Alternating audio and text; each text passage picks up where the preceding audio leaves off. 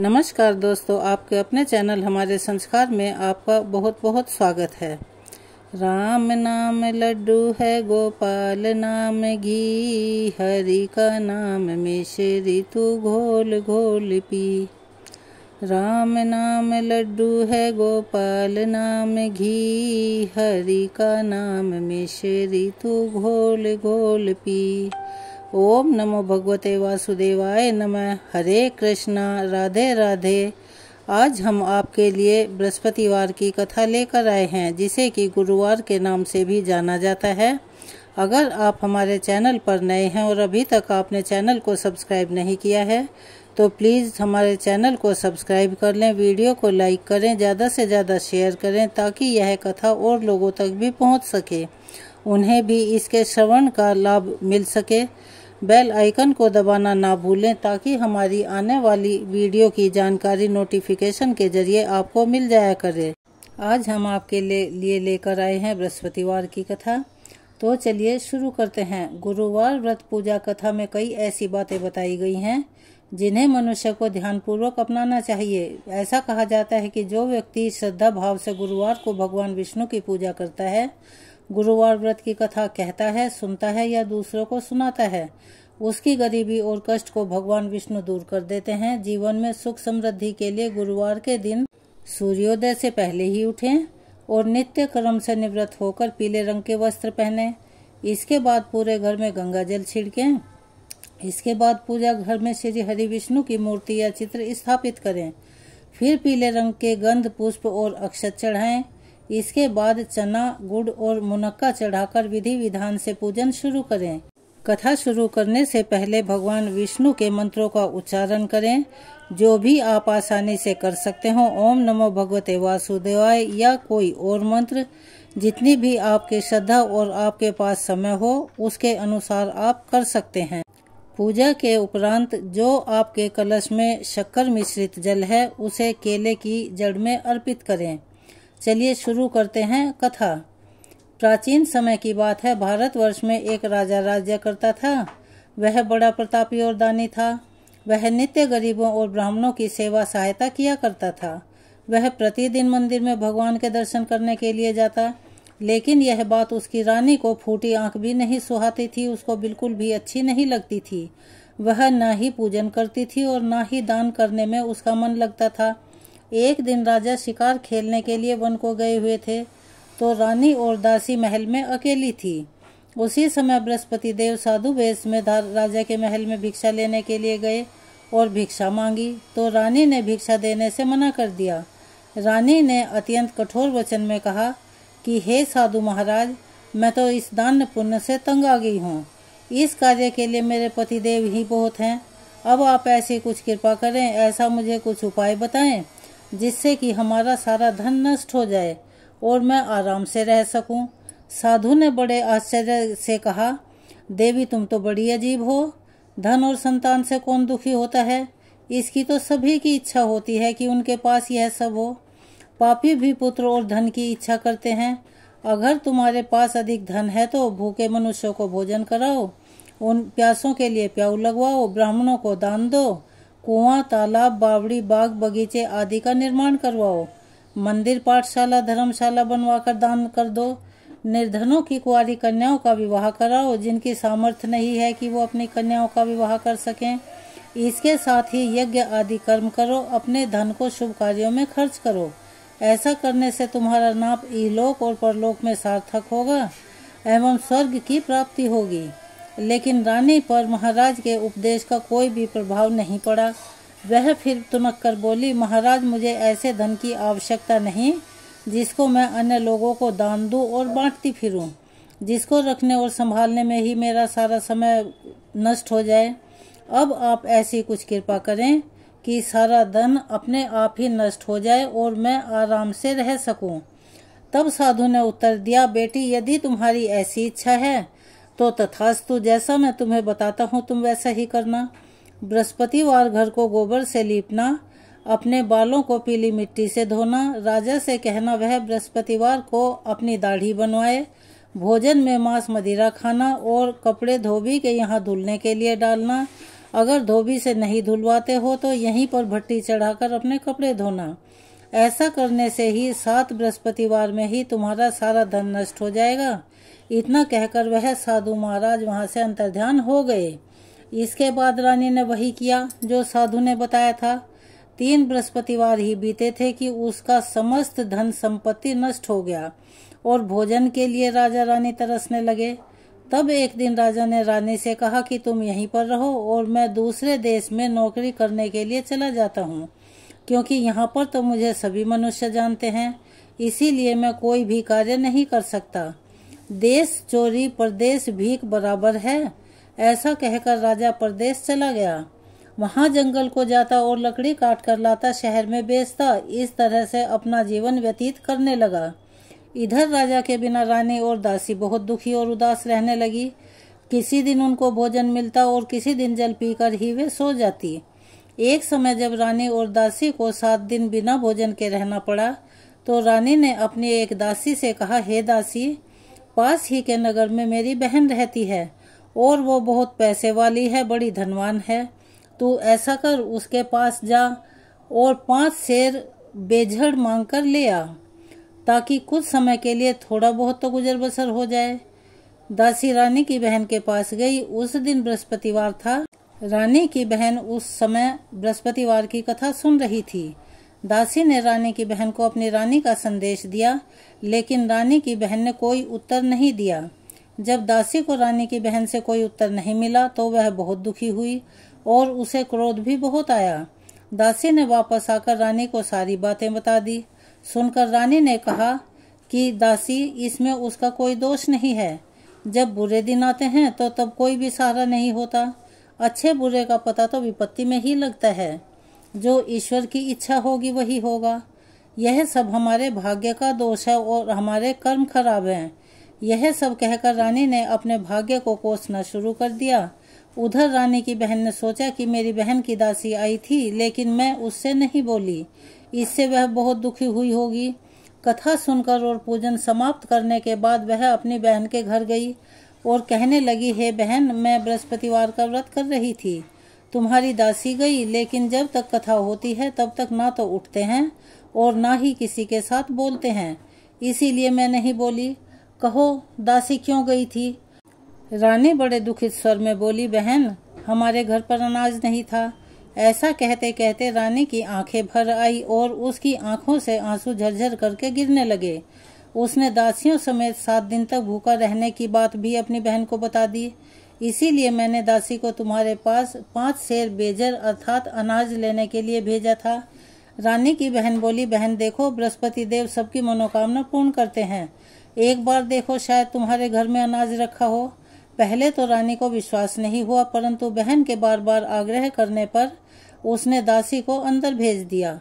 दासी घर के अंदर गई तो वहां पर उसे एक घड़ा अनाज से भरा हुआ मिल गया। उसे बड़ी हैरानी हुई। उसने बाहर आकर रानी को बताया। दासी रानी से कहने लगी, हे रानी, जब हमको भोजन नहीं मिलता तो हम व्रत ही तो करते हैं, इसीलिए क्यों ना इनसे व्रत और कथा की विधि पूछ ली जाए, हम भी व्रत किया करेंगे। दासी के ऐसा कहने पर रानी ने अपनी बहन से बृहस्पति व्रत के बारे में पूछा। उसकी बहन ने बताया, बृहस्पतिवार के व्रत में चने की दाल, गुड़ और मुनक्का से विष्णु भगवान का केले के वृक्ष की जड़ में पूजन करें तथा दीपक जलाएं और कथा सुने। उस दिन एक ही समय भोजन करें। भोजन में पीले खाद्य पदार्थ का सेवन जरूर करें, इससे गुरु भगवान प्रसन्न होते हैं, अन्न, पुत्र और धन का वरदान देते हैं, साथ ही सभी मनोकामनाएं पूर्ण करते हैं। व्रत और पूजन की विधि बताकर रानी की बहन अपने घर लौट आई। रानी और दासी दोनों ने निश्चय किया कि बृहस्पति देव भगवान का पूजन वे अवश्य ही करेंगे। 7 रोज बाद जब बृहस्पतिवार आया तो उन्होंने व्रत रखा। गुड़साल में जाकर चना और गुड़ बिन लाई तथा उसकी दाल से केले की जड़ तथा विष्णु भगवान का पूजन किया। अब पीला भोजन कहाँ से आए? दोनों बड़ी दुखी थी, परंतु उन्होंने व्रत किया था, इसीलिए बृहस्पति देव भगवान प्रसन्न थे। एक साधारण व्यक्ति के रूप में वे 2 थालियों में पीला भोजन लेकर आए और दासी को देकर बोले, हे दासी, यह भोजन तुम्हारे और तुम्हारी रानी के लिए है, इसे तुम दोनों ग्रहण करना। दासी भोजन पाकर अति प्रसन्न हुई उसने रानी से कहा, चलो रानी जी भोजन कर लें। परंतु रानी को भोजन आने के बारे में कुछ भी नहीं पता था, इसीलिए उसने कहा कि जा तू ही भोजन कर, क्योंकि तू व्यर्थ में हमारी हंसी उड़ाती रहती है। तब दासी ने कहा, एक व्यक्ति भोजन दे गया है। तब रानी ने, वह व्यक्ति तेरे लिए ही भोजन दे गया है ना, तू ही भोजन कर। तब दासी ने कहा, वह व्यक्ति हम दोनों के लिए 2 थालियों में सुंदर पीला भोजन देकर गया है, इसीलिए मैं और आप दोनों ही साथ साथ भोजन करेंगे।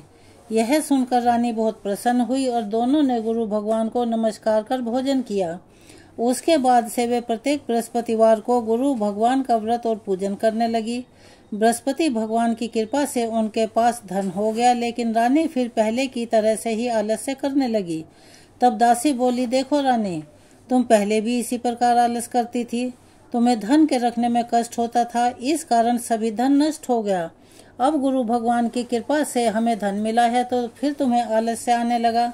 बड़ी मुसीबतों के बाद हमने यह धन पाया है, इसीलिए हमें दान पुण्य अवश्य ही करना चाहिए। अब तुम भूखे मनुष्यों को भोजन कराओ, प्यासों के लिए प्याऊ लगवाओ, ब्राह्मणों को दान दक्षिणा दो, कुआं, तालाब, बावड़ी और बाग बगीचे आदि का निर्माण करवाओ, मंदिर, पाठशाला और धर्मशाला बनवाकर दान कर दो, निर्धनों की कुंवारी कन्याओं का विवाह कराओ, साथ ही यज्ञ आदि कर्म करो, अपने धन को शुभ कार्यों में लगाओ, जिससे तुम्हारे कुल का यश बढ़े और स्वर्ग प्राप्त हो और पितृ भी प्रसन्न हो। दासी की बात मानकर रानी शुभ कर्म करने लगी। उसका यश चारों तरफ फैलने लगा। एक दिन रानी और दासी आपस में विचार करने लगी कि ना जाने राजा किस दशा में होंगे, उनकी कोई खोज खबर भी नहीं है। उन्होंने श्रद्धा पूर्वक बृहस्पति भगवान से प्रार्थना की कि राजा जहाँ कहीं भी हों शीघ्र ही वापस आ जाएं। उसी रात्रि को बृहस्पति देव ने राजा को स्वप्न में कहा कि हे राजा, उठ, तेरी रानी तुझे याद कर रही है, अपने देश को लौट जा। राजा प्रातः काल उठा और जंगल में लकड़ी काटने के लिए जंगल की ओर चल पड़ा। जंगल से गुजरते हुए विचार करने लगा कि रानी की गलती से उसे कितने दुख भोगने पड़े। राजपाट छोड़कर जंगल में आकर रहना पड़ा, जंगल से लकड़ी काटकर शहर में बेचकर गुजारा करना पड़ा और अपनी दशा को याद करके वह व्याकुल होकर रोने लगा। उसी समय राजा के पास बृहस्पति देव साधु के वेश में आकर बोले, हे लकड़हारे, तुम इस सुनसान जंगल में किस चिंता में बैठे हो, मुझे बतलाओ। यह सुन राजा के नेत्रों में जल भर आया और वो रोने लगा। साधु की वंदना कर राजा ने अपनी संपूर्ण कहानी सुना दी। महात्मा दयालु होते हैं। वे राजा से बोले, हे राजा, तुम्हारी पत्नी ने बृहस्पति देव के प्रति अपराध किया था, जिसके कारण तुम्हारी यह दशा हुई। अब तुम चिंता मत करो, भगवान तुम्हें पहले से भी अधिक धन देंगे। देखो, तुम्हारी पत्नी ने बृहस्पतिवार का व्रत शुरू कर दिया है।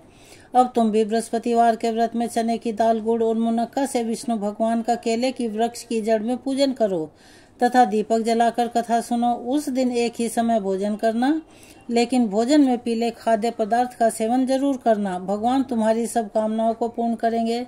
साधु की ऐसी बात सुनकर राजा बोला, हे प्रभु, लकड़ी बेचकर तो इतना पैसा भी नहीं बचता जिससे भोजन के उपरांत कुछ बचा सकूं। मैंने रात्रि में अपनी रानी को व्याकुल देखा है। मेरे पास कोई साधन नहीं जिससे उसका समाचार जान सकूं। फिर मैं कौन सी कहानी कहूं, और यह भी मुझे मालूम नहीं है।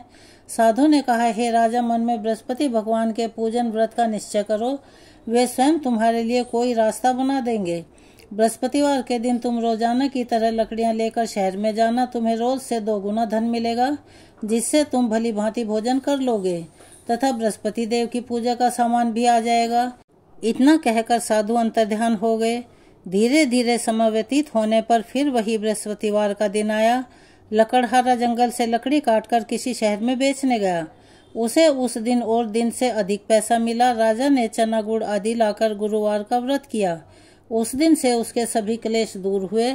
परंतु जब दोबारा गुरुवार का दिन आया तो बृहस्पतिवार का व्रत करना भूल गया। इस कारण बृहस्पति भगवान फिर से नाराज हो गए। उस दिन उस नगर के राजा ने विशाल यज्ञ का आयोजन किया तथा शहर में यह घोषणा करा दी कि कोई भी मनुष्य अपने घर में भोजन नहीं बनाएगा, न आग जलाएगा। समस्त जनता मेरे यहाँ भोजन करने के लिए आएगी। इस आज्ञा को जो नहीं मानेगा उसे फांसी की सजा दी जाएगी। राजा की आज्ञा अनुसार शहर के सभी लोग भोजन करने के लिए गए, लेकिन लकड़हारा कुछ देर से पहुंचा। इसीलिए राजा उसको अपने साथ घर लिवा ले गए और ले जाकर भोजन करा रहे थे तो रानी की दृष्टि उस खूंटी पर पड़ी जिस पर उसका हार लटका हुआ था। वह वहां दिखाई नहीं दिया। रानी ने निश्चय किया कि मेरा हार इस मनुष्य ने ही चुराया है। उसी समय सिपाहियों को बुलाकर उसको कारागार में डलवा दिया।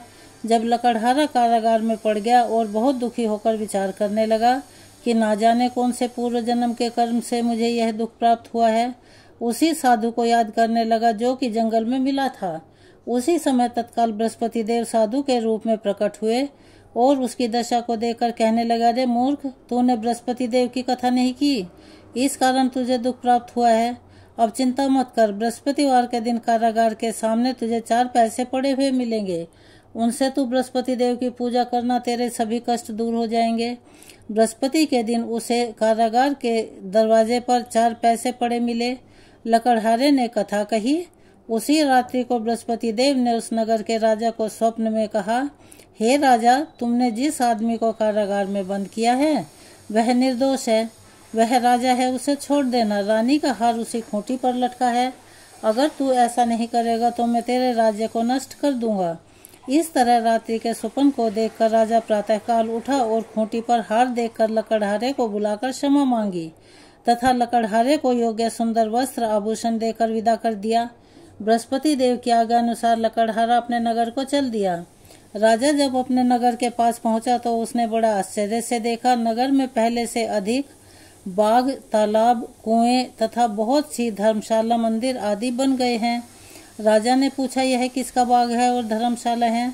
तब नगर के सब लोग कहने लगे कि यह सब रानी और बांदी के हैं। तो राजा को आश्चर्य हुआ और गुस्सा भी आया। जब रानी ने यह खबर सुनी कि राजा आ रहे हैं तो उन्होंने बांदी से कहा कि हे दासी, देख राजा हमें कितनी बुरी हालत में छोड़ गए थे। हमारी ऐसी हालत देखकर वह लौट ना जाए, इसीलिए तू दरवाजे पर खड़ी हो जा। आज्ञा के अनुसार दासी दरवाजे पर खड़ी हो गई। राजा आए तो उन्हें अपने साथ लिवा लाई। तब राजा ने क्रोध करके अपनी रानी से पूछा कि यह धन तुम्हें कहाँ से प्राप्त हुआ है?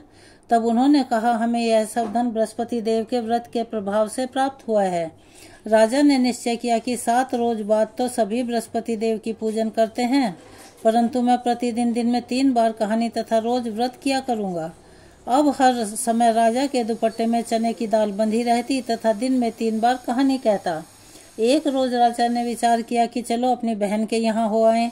इस तरह निश्चय कर राजा घोड़े पर सवार होकर अपनी बहन के यहाँ चलने लगा। मार्ग में उसने देखा कि कुछ आदमी एक मुर्दे को लिए जा रहे हैं। उन्हें रोककर राजा कहने लगा, अरे भाइयों, मेरी बृहस्पति देव की कथा सुन लो। वे बोले, ये लो, हमारा तो आदमी मर गया है, इसको अपनी कथा की पड़ी है। परंतु कुछ आदमी बोले, अच्छा कहो, हम तुम्हारी कथा भी सुनेंगे। राजा ने दाल निकाली और जब कथा आधी हुई थी कि मुर्दा हिलने लग गया। जब कथा समाप्त हो गई तो वह राम राम करके मनुष्य उठकर खड़ा हो गया। आगे मार्ग में उसे एक किसान खेत में हल चलाता हुआ मिला। राजा ने उसे देखा और उससे बोले, अरे भैया, तुम मेरी बृहस्पतिवार की कथा सुन लो। किसान बोला, जब तक मैं तेरी कथा सुनूंगा तब तक तो मैं 4 हरैया जोत लूंगा। जा अपनी कथा किसी और को सुनाना।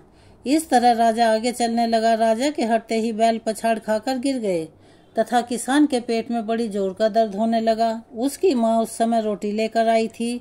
उसने जब यह देखा तो अपने पुत्र से सब हाल पूछा और बेटे ने सभी हाल सच सच कह सुनाया। तो बुढ़िया दौड़ी दौड़ी उस घुड़सवार के पास गई और बोली कि मैं तेरी कथा सुनूंगी, तू अपनी कथा मेरे खेत पर चलकर ही कहना। राजा ने बुढ़िया के खेत पर जाकर कथा कही, जिसके सुनते ही वह बैल भी उठ खड़े हुए तथा किसान के पेट का दर्द भी बंद हो गया। राजा अपनी बहन के घर पहुंचा। बहन ने भाई की खूब मेहमान नवाजी की। दूसरे रोज प्रातःकाल राजा जगा तो उसने देखने लगा कि सब लोग भोजन कर रहे हैं। राजा ने अपनी बहन से कहा कि ऐसा कोई मनुष्य है जिसने भोजन नहीं किया हो और मेरी कथा सुन ले। बहन बोली, हे भैया, यह देश तो ऐसा ही है। यहाँ पहले लोग भोजन करते हैं, बाद में दूसरे काम करते हैं। अगर कोई पड़ोस में हो तो मैं देख के आऊं। वह ऐसा कहकर देखने चली गई, परंतु उसे कोई ऐसा व्यक्ति नहीं मिला जिसने भोजन न किया हो। अतः वह एक कुमार के घर गई जिसका लड़का कई दिनों से बीमार था। उसे मालूम हुआ कि उसके यहाँ 3 रोज से किसी ने भी भोजन नहीं किया है। रानी ने अपने भाई की कथा सुनने के लिए कुम्हार से कहा। वह तैयार हो गया। राजा ने जाकर बृहस्पतिवार की कथा कही, जिसको सुनकर उसका लड़का ठीक हो गया। अब तो राजा की प्रशंसा चारों तरफ होने लगी। एक रोज राजा ने अपनी बहन से कहा कि हे बहन, अब हम अपने घर को जाएंगे, तुम भी तैयार हो जाओ। राजा की बहन ने अपनी सास से कहा। सास ने कहा, हाँ चली जा। परंतु अपने लड़कों को मत ले जाना, क्योंकि तेरे भाई के कोई औलाद नहीं है। बहन ने अपने भाई से कहा कि भैया मैं तो चलूंगी, पर कोई बालक नहीं जाएगा। राजा बोला, जब बालक ही नहीं जाएगा तो तू भी क्या करेगी। वह बड़े दुखी मन से अपने नगर को लौट आया। राजा ने अपने रानी से कहा कि हम निर्वंशी हैं, हमारा मुंह देखने का भी धर्म नहीं है और कुछ भोजन आदि नहीं किया। रानी बोली, हे प्रभु, बृहस्पति देव ने हमें सब कुछ दिया है, वह औलाद भी अवश्य देंगे। उसी रात को बृहस्पति देव ने राजा से स्वप्न में कहा, हे राजा, उठ, चिंता मत कर, तेरी रानी गर्भ से है। राजा की यह बात सुनकर बड़ी खुशी हुई। 9वें महीने में उसके गर्भ से एक सुंदर पुत्र पैदा हुआ। तब राजा बोला, हे रानी, स्त्री बिना भोजन के रह सकती है, पर वह बिना कहे नहीं रह सकती। जब मेरी बहन यहाँ आए तो तुम उससे कुछ भी मत कहना। रानी ने सुनकर हाँ तो कर दी, लेकिन जब राजा की बहन ने यह शुभ समाचार सुना तो वह बहुत खुश हुई तथा बधाई लेकर अपने भाई के यहाँ पहुंची। तभी रानी ने कहा, घोड़ा चढ़कर तो नहीं आई, गधा चढ़ी आई।